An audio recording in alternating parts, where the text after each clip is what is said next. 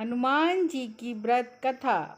ऋषिनगर में केशव दत्त अपनी पत्नी अंजलि के साथ रहता था।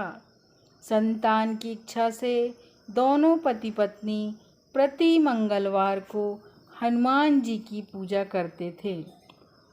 वर्षों तक व्रत करने के बाद भी कुछ नहीं हुआ। कुछ दिनों के बाद केशव दत्त पूजा करने के लिए जंगल में चला गया। उसकी पत्नी अंजलि घर में मंगलवार का व्रत करने लगी। एक दिन किसी कारणवश अंजलि हनुमान जी को भोग नहीं लगा सकी और उस दिन वह भूखी ही सो गई। दूसरे दिन उसने प्रण किया कि अब अगले मंगलवार को हनुमान जी को भोग लगाकर ही भोजन करूंगी।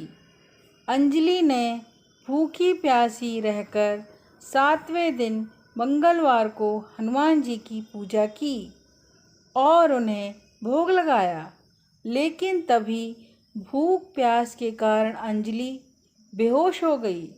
हनुमान जी ने उसे स्वप्न में दर्शन देते हुए कहा, उठो पुत्री, मैं तुम्हारी पूजा पाठ से बहुत प्रसन्न हूँ। तुम्हें सुंदर और सुयोग्य पुत्र होने का वर देता हूँ।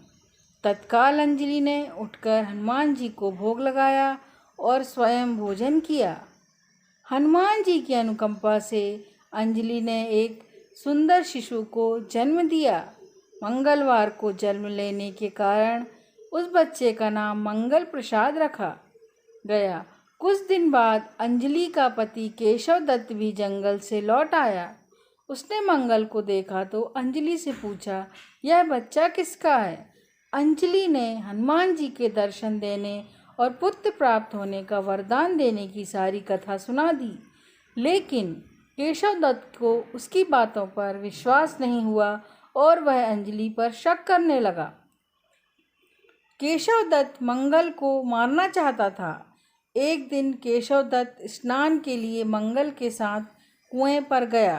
केशव दत्त ने मौका देखकर मंगल को कुएं में फेंक दिया और घर आकर कह दिया कि मंगल तो मेरे साथ था ही नहीं। लेकिन तभी पीछे से मंगल दौड़ता हुआ आ गया।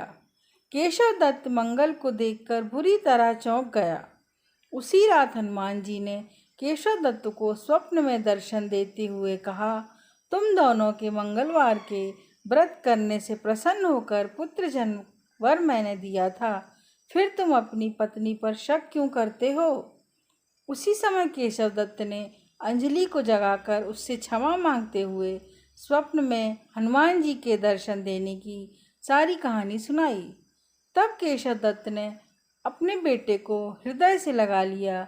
उस दिन के बाद सभी आनंद पूर्वक रहने लगे।